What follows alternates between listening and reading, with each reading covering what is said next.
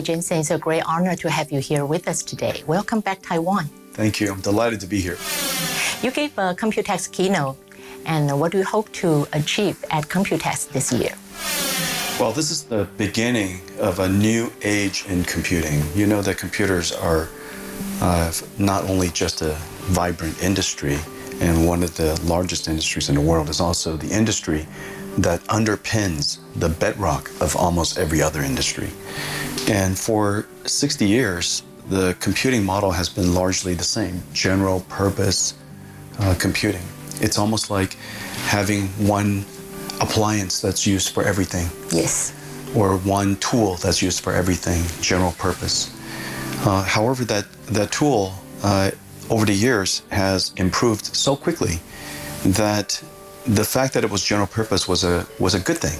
And unfortunately, the progress has slowed tremendously. The architecture of this instrument, this tool, limits its ability to continue to grow. And so at a time when the world's data and the amount of computation we want to do continues to grow exponentially, we need a new approach. And so we have discovered 20 years ago a new approach we call accelerated computing. And that foundation led to artificial intelligence, which now is reshaping the computer industry. Of course. And so we're at the beginning of the generative AI era, and it's reshaping every aspect of computing. And for Taiwan in the computer industry, this is very exciting because $1 trillion of data centers has been built, and of course hundreds of millions of computers have been built. And now we're in the beginning where all of it wants to be modernized, yes, improved in a very dramatic way. And so it creates enormous opportunity for Taiwan and all the companies here. Yes, this time we are so eagerly anticipating the establishment of the Taiwan R&D Center. As far as I know, it is the first of its kind, the first one in Asia. So would you like to share with us what are the major factors that influence your decision on choosing Taiwan as location for this very important center? Well, we have a very long history in Taiwan. A long time ago, when I was young and NVIDIA was young, I came to Taiwan to seek partners to help us build our chips. And I was fortunate to have the support of TSMC, yes, the packaging companies here in Taiwan, SPIL, many assembly companies here, Foxconn and ASUS and MSI and Quanta, and so many companies that helped us along the way. And so for over a quarter of a century now, over 25 years, we've been doing that's a long history. Very long history with companies in Taiwan. And so that's one reason. Another reason is the technology excellence. This is the ecosystem here? The ecosystem is unparalleled. Every aspect of building chips and building computers are located here, all the way down to the most minute complex connectors that connect very high-speed cables are manufactured here. And so the technology is excellent. The work ethic of the people here are incredible, and the companies have a spirit of partnership, yes, that has really set Taiwan apart. And so I'm a huge fan of the company, the industry here, because it goes back with us for a very long time. And that's a good foundation. But Taiwan is the source of so much of our engineering, and we have hundreds of engineers here. And over the next 5 years, we're going to hire another 1,000 engineers here. And so we're going to set up our R&D center here, a major R&D center here. We're seeking for a large plot of land so that we can build a significant headquarters here. Okay. And so if anybody has some property they'd like to tell me about, please let me know. Well, what a good news. Yeah. So with the R&D center is opening and the expected introduction of supercomputer, how would this benefit our, let's say, mid-business and startup? Well, we started building a supercomputer here called Taipei 1. In the past generation, software was written by software engineers, yes, on a laptop. And today, it's impossible to write artificial intelligence software just with an engineer. You still need engineers, but you need a supercomputer in the back to help you write the software. The software is gigantic. It's incredible, and it does incredible things. It's software that no humans can write, and so you need a supercomputer to help you do it. Well, we built one here called Taipei 1, and it is the leading AI supercomputer here in Taiwan, and we're going to expand on it every single year because as we hire engineers, we need to give them supercomputers. Wow. And so Taipei 1 is going to grow quite significantly here. We also use Taipei 1 to collaborate with our partners. When MediaTek or TSMC or Foxconn are working with us on developing artificial intelligence software, Taipei 1 gives us a supercomputer to go do that. I would really urge Taiwan to invest in more AI supercomputers here. You know, this is the instrument of knowledge creation in the future. In the past, knowledge creation was largely done by humans. But in the future, the supercomputer is going to help us discover new knowledge that we couldn't discover ourselves. Yes. And so without an AI supercomputer, it's like a astronomer without a telescope. It's like a biologist without a microscope. It's like a genomicist who doesn't have a gene sequencing instrument. Yes, yes. You know, you have to have the instrument of science in order to advance the science. Yes. Also on June 5th, many local entrepreneurs are invited to your summit. If AI technology is an ongoing revolution, how will these entrepreneurs collaborate with NVIDIA to ride on the wave of innovations? This is really a great time because the whole industry has been reset. The computer architecture is reset from CPUs to now GPUs. Software is reset from instructions and programs to large language models, AI models. And the way you interact with a computer is reset. Instead of giving it commands or instructions that it follows, you tell the computer your intentions and it understands what you mean. Yeah, they create. They create a plan. They perform the task for you. And so this is a brand new generation. Everything is reset. So for entrepreneurs, this is a great time. If I were an entrepreneur, this is the best of times because you're at the starting lines of a new generation that's going to last 10, 15 years. Yes, you certainly give us a future picture. Is it NVIDIA that is going to provide custom-made AI services to help companies in different industries? Somewhat like TSMC does for AI, is that right? Yeah, we created, TSMC is an unbelievable chip foundry. The world needs an AI foundry. And the reason for that is because you want to create custom AI just like you want to create custom chips. Yes. Without TSMC, NVIDIA would have no GPUs. We needed someone with the semiconductor technology, the process for manufacturing, the manufacturing scale with factories, and of course, the engineers to work with us, the service engineers. AI needs the same thing. NVIDIA has the technology, we have the process and methodology of creating AIs, and we have, of course, a very large scale of AI supercomputers. We could help customers build their custom AIs. We've done so for ServiceNow. We're working with SAP. We're working with Cadence. We're working with many companies.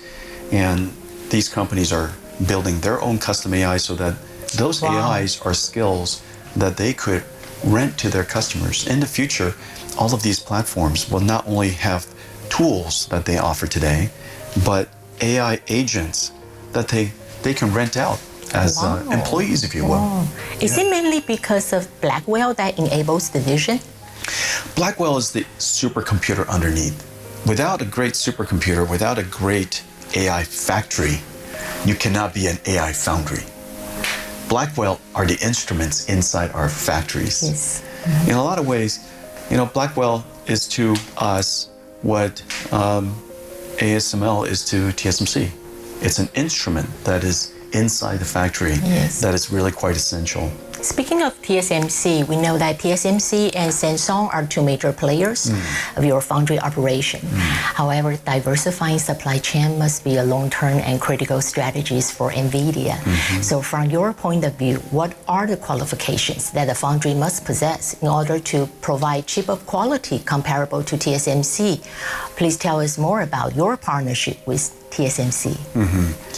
Well, diversity and redundancy is essential to every company's resilience. Yes. And wherever we can, we seek out diversity. Wherever we can, we seek out redundancy.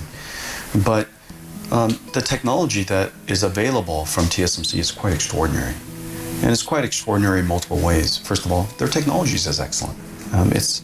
It's of course, the semiconductor technology, but designing the transistor and manufacturing at scale, the complexity of the products that they do for us is really quite extraordinary. Remember, NVIDIA builds supercomputers. Most countries would build a supercomputer every 4 or 5 years. We are building supercomputers, AI factories, every single day. We manufacture them at scale. And to manufacture it at scale is not just one GPU for us. It's GPU, CPU, networking chips, switch chips. There are so many chips. I think there's like 7 different chips in one of our AI factories. And these AI factories are gigantic. Manufacturing this is not for the faint of heart. And so TSMC does that extraordinarily well. TSMC, of course, is also incredibly agile. It's quite extraordinary to see a company that builds custom products do it at the volume that they do with the agility that they have. It's almost like going to McDonald's and they manufacture things at high volume, but you could ask for it however you like it. Wow. You know, it's kind of an extraordinary thing. Or you go to a fine restaurant and the food is incredible. However, you want it now in volume, and they do that at scale. It's quite an extraordinary thing what they do to balance the technology expertise, the sensation, the feeling that they are here just for you. And every day I'm changing my plans, and they have just no trouble. You do? Oh yeah, sure. What a client. It's incredible what they do for us. But that's what it takes. That's what it takes to be a founder. Yes. Well, we are now all in an AI era.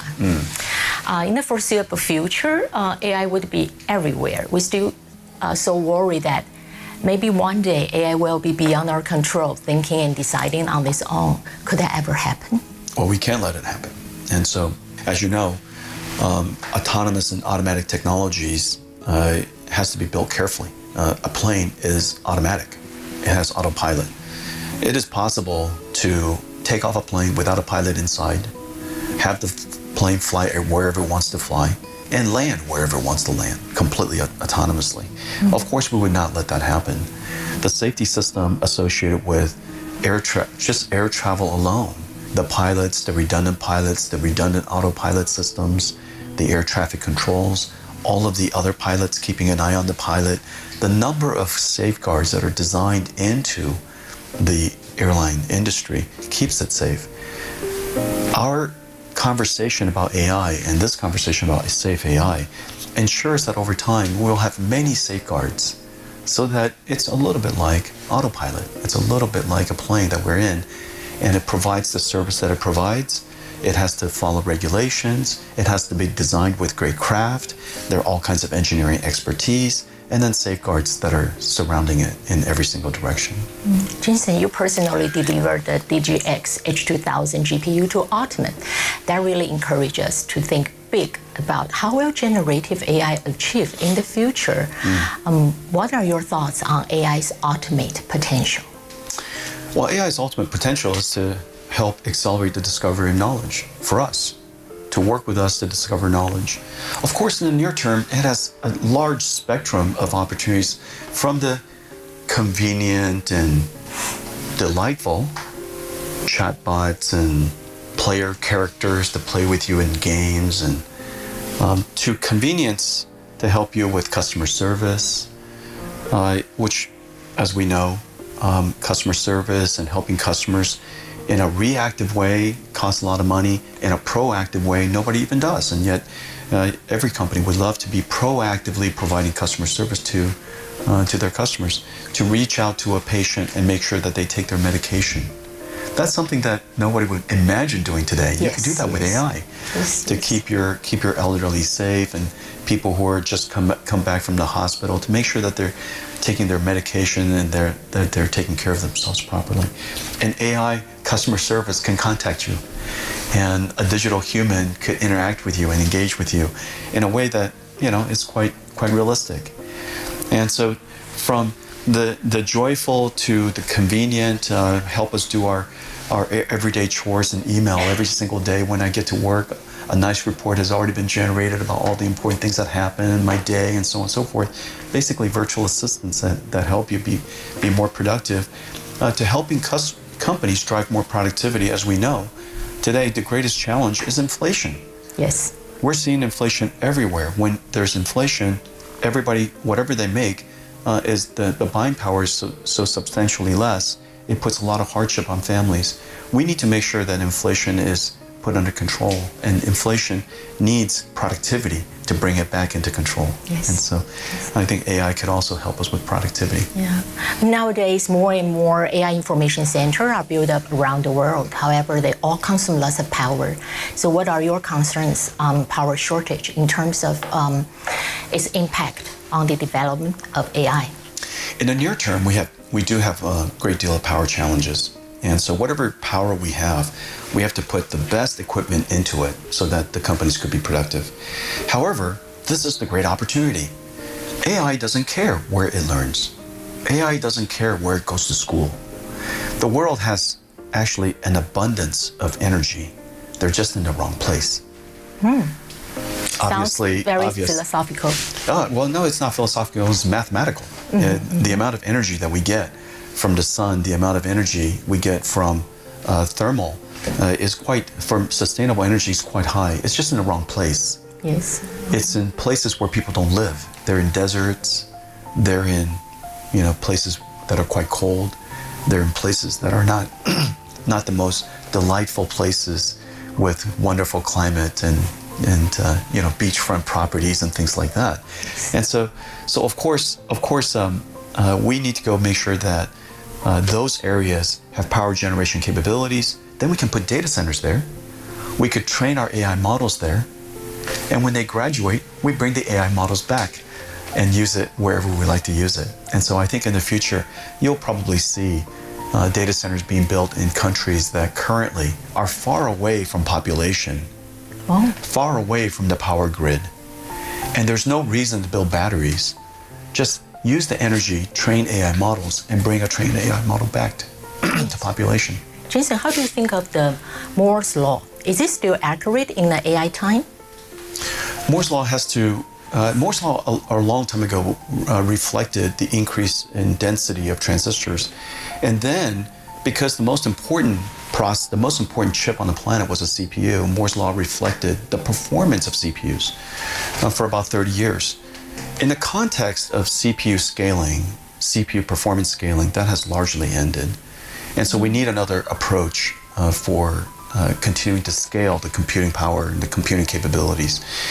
Accelerated computing is clearly the right approach going forward. Everything that can be accelerated should be accelerated.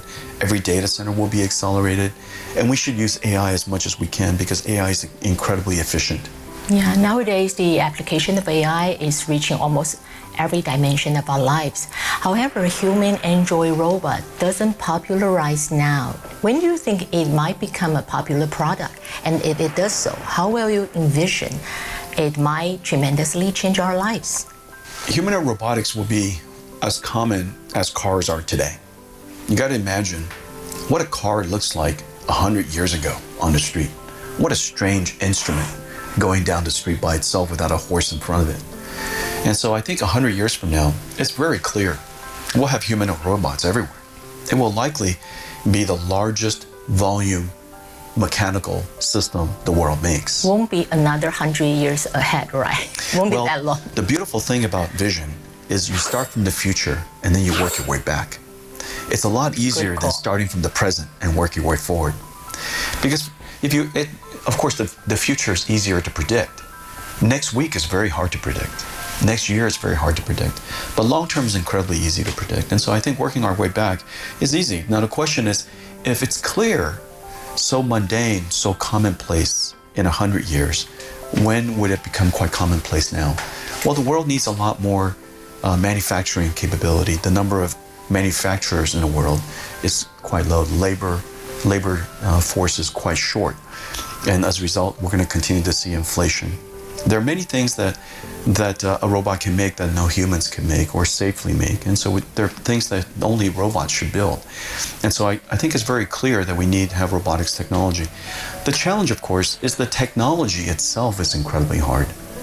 A robot that understands the physical world, that understands the laws of physics, that when it sets this down on a table, it won't go through it, that it could set it down and leave it.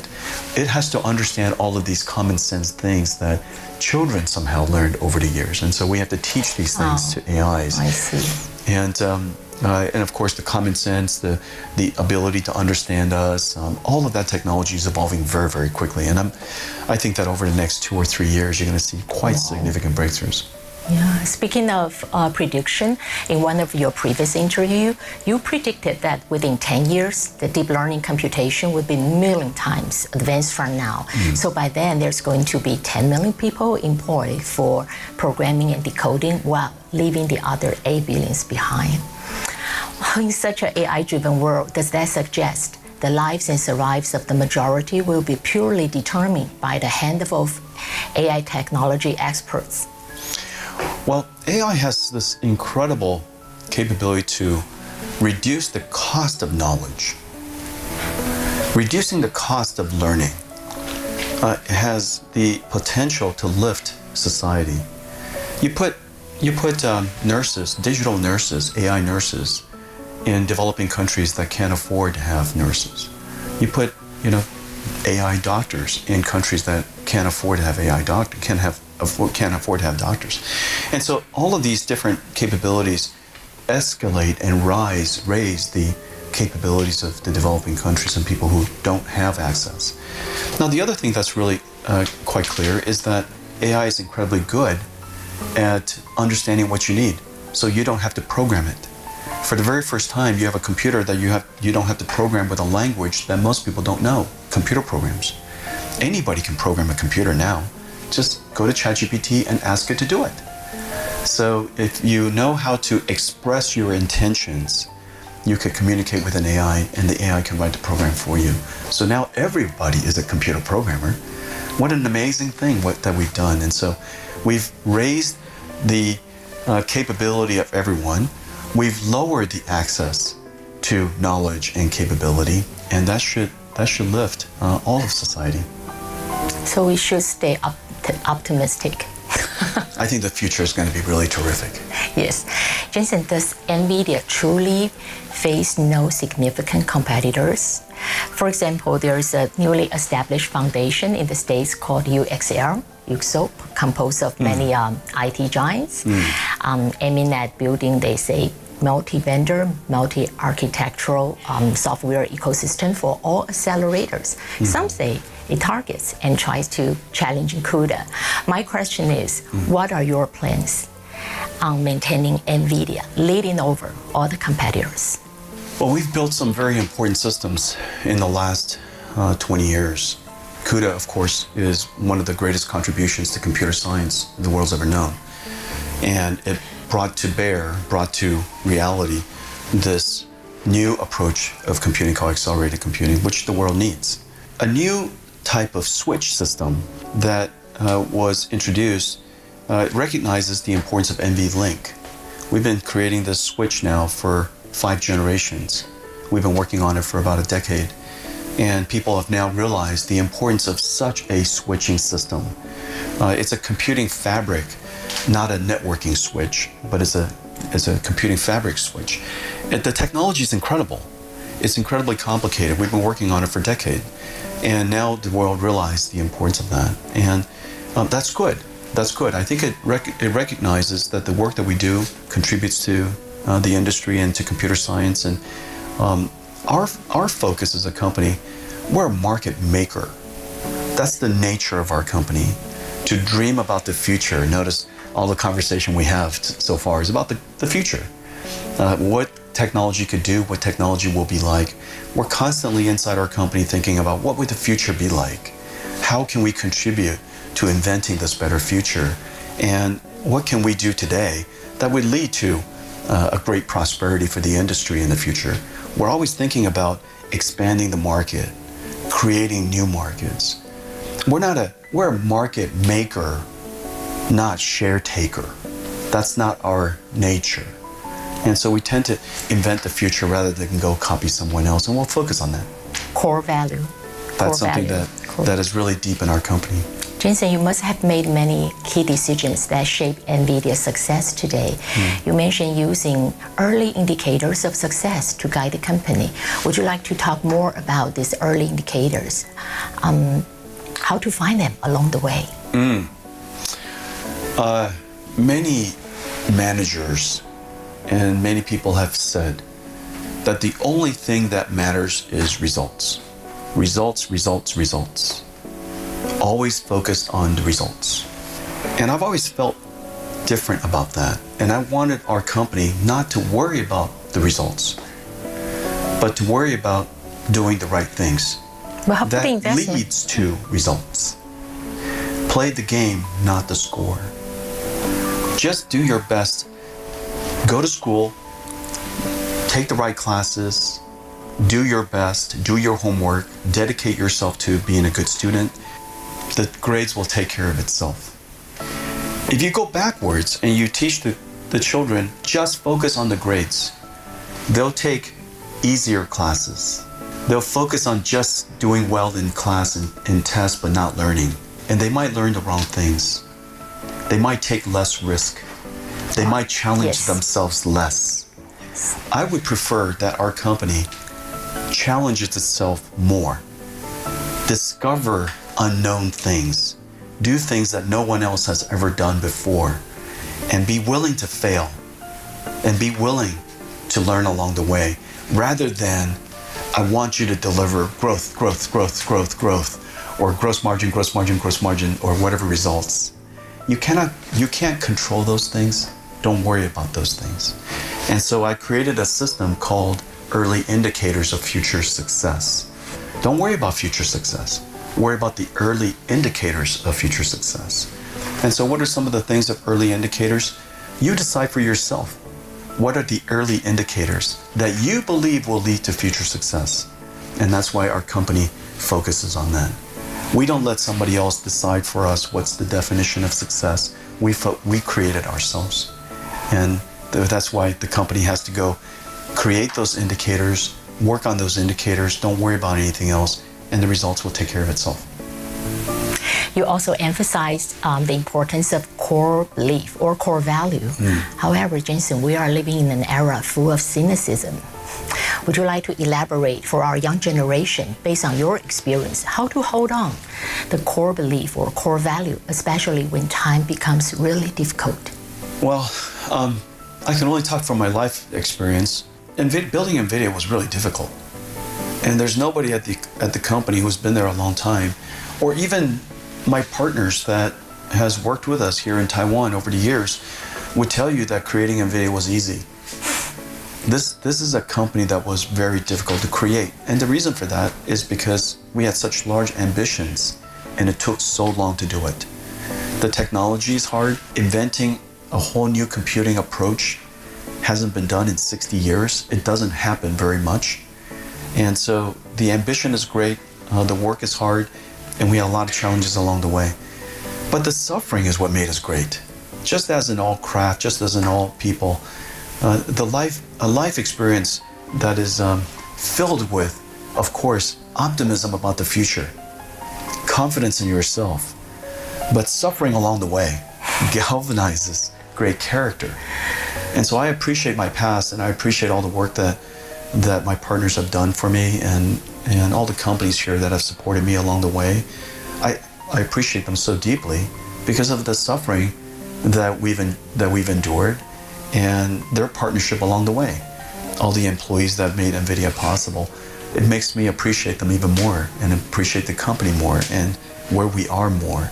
And so I think I don't think the young people should be too disturbed by suffering. It's a good thing. It's a blessing. And but be optimistic about the future. Be generous to people. Be kind to people. Help other people. Those are all the things that have helped me. And like I said, focus on the game, and the score will take care of itself. That's very fruitful. NVIDIA's stock price hit its new high recently, and so has your value. What does that mean to you? Absolutely nothing. I was trying to think of a good answer. Nobody treat me any different, and I still have a mountain of work in front of me.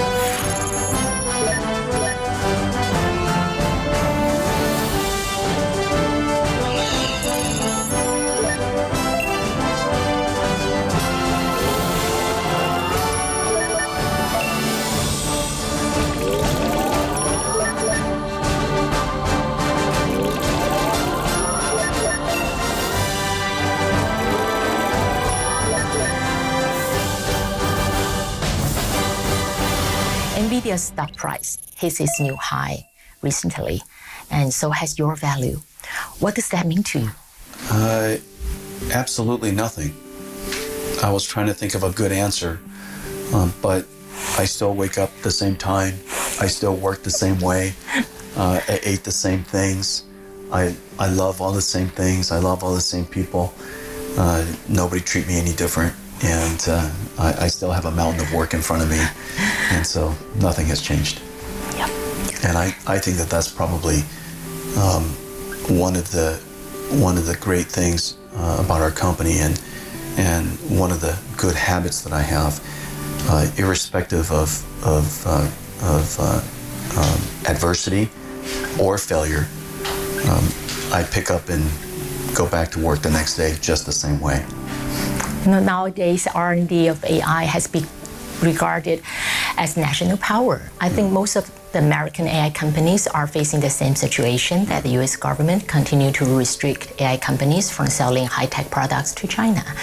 So how does NVIDIA manage these regulations, except downgrading chip of quality, export to China, keep the market share? I mean, what are your strategies in doing business in China? Well, we have a duty to comply with whatever policies that are handed down, and but beyond that, we also have a responsibility to be as successful as we can, and so we'll comply with the regulations, build products that are exportable, and serve our customers in China the best we possibly can. We have some really important partners there and customers there. They've been very good to us over the years. It's a very important market. It's a very large market, and so we comply with the regulations. We build the best products that we can to be as competitive as we can, and serve our customers the best we possibly can. And so we balance those two goals just fine. And so we'll do our best. Yes, Jensen, now you are among nearly 24 business and tech elites to join the Artificial Intelligence, Security and Safe Board. That is to give advice to DHS in order to protect economy from any threats posed by AI. Why did you join the board, and what do you hope to achieve there? I think that everybody should, all the technology companies should engage in advocating for and doing our best to ensure the safe development of AI. This is a new technology that is advancing very quickly. We need to advance it quickly, number one, so that it could be safe to use. Just like a car needs to be advanced in technology so it's safe to drive. Just like we would prefer that our planes were the most advanced, because the most advanced planes are the safest planes. And so we would like to advance the AI so that it could be safe, that it could function properly. On the other hand, because this is an automation technology, we have to make sure that there's safeguards, the guardrails, the policies, are put in place so that we could properly advance the technology safely. Wherever we can contribute to the advancement of safe AI, we should try to do that. And when we were invited to do it, I was very delighted to be part of it. I was very surprised, to see Morris Chang visiting night markets in the late evening with you on TV. I think it was Morris's first time at the night market. Really? Yeah, he wanted to go. And we had oyster fried pancakes, and we had some shaved ice. He really enjoyed it, and mostly we just enjoy each other's company. Here, they want to see you. Right here.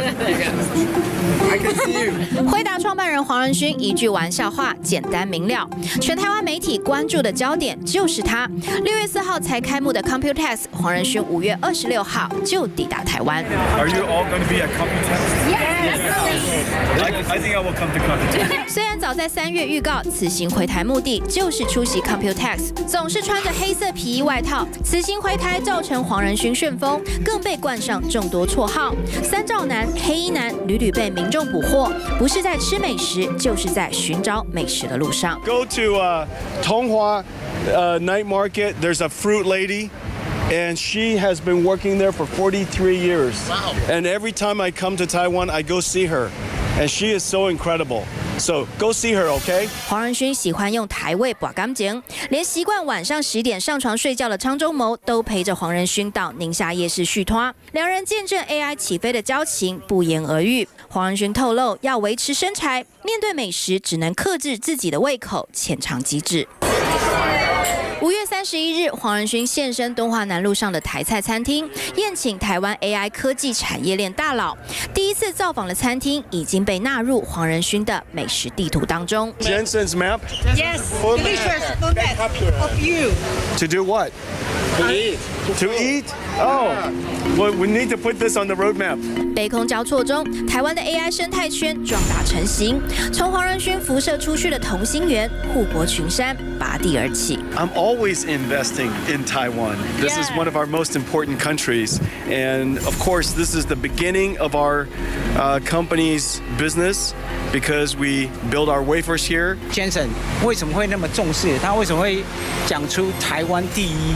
我想这个都有它的一定的道理。AI 就是会在那个先进的这个晶片制造以外，替台湾再创造一座叫做护国群山。黄仁勋被网友们昵称国民干爹，遇见粉丝合照签名来者不拒，来台湾更喜欢爬爬照。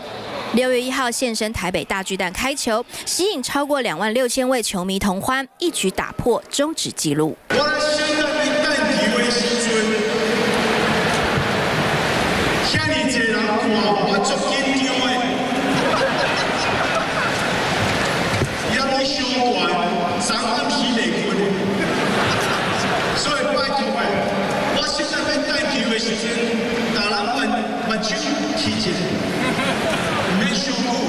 黄仁勋讲话外形极具个人风格魅力，一头灰白发藏在眼镜后的瞳孔炯炯有神，都让粉丝为之疯狂。抢在 Computex 开展前的台大演讲，现场3000个座位，入场券更是一票难求。他是一个有理想，然后愿意脚踏实地去执行。我觉得他很有台湾企业家的 DNA。自己本身是做机器学习相关领域的，所以想要来看一下黄仁勋的演讲。台湾人喜欢黄仁勋，不仅仅是他打开工业革命4.0，开创 AI 新纪元。Welcome. Here we go. About my size. We have some friends to join us. So the future of robotics is here. The next wave of AI. 而是在这一波科技新浪潮中，把台湾摆在C位，放进讲稿中，大力宣传。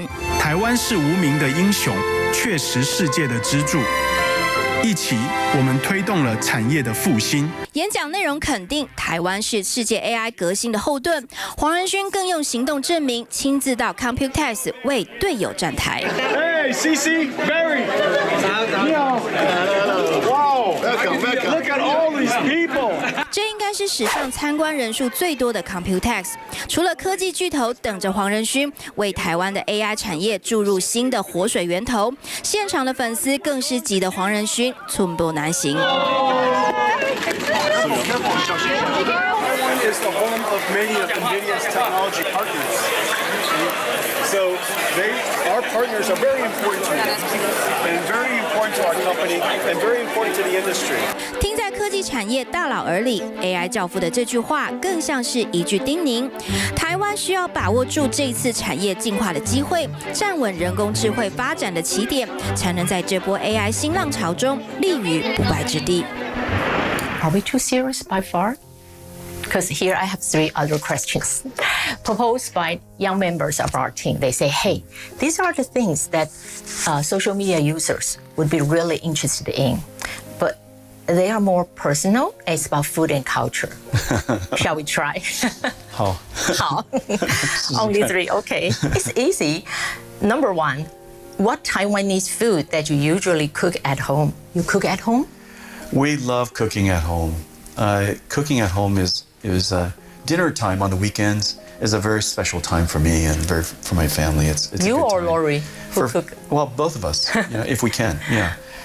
There's some dishes that I just don't know how to contribute,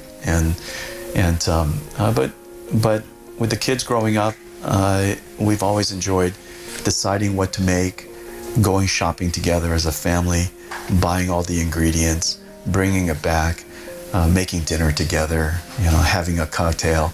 It was always a perfect weekend times, and so dinner time and cooking always brings a lot of joy to me. Wow. Number 2, still food. What kinds of Taiwanese food are your favorite? Oh, it's just I think simple foods are my favorite. Yeah, 苍蝇头 is 苍蝇头 is. Oh, 苍蝇头. Yeah, 蛮好吃的. It's very spicy. Yeah. I think it's everybody's curiosity. We've seen you really like to visit Taiwanese night markets. What attracts your interest so much in these night markets? People are nice. They're working so hard, and they're trying to make a living. And it's nice to support them.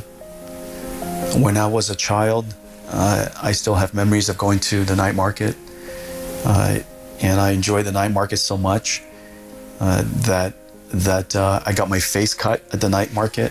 Oh yeah, yes, you mentioned yesterday. I have a big scar on my face because of the night market. But I always have wonderful memories of the night market, and my parents used to take us a lot, and somehow it's always had a real fun place in my heart, and of course the green mangoes are terrific, the fruit lady's fantastic, and so everybody works so hard, everybody's so nice, and they're trying to make a living. It's kind of nice to be there to support them. Gladly, the good old days not just remain in memories. Yeah. And I get to enjoy those memories. Yeah. I was very surprised, to see Morris Chang visiting night markets in the late evening with you on TV. I say, hey, we hardly see him appear in public this way. I think it was Morris's first time at the night market. Really? Yeah. So how did you persuade him to go there? He wanted to go, and we had oyster fried pancakes, and we had some shave ice. Two great places, and he really enjoyed it, and mostly we just enjoy each other's company.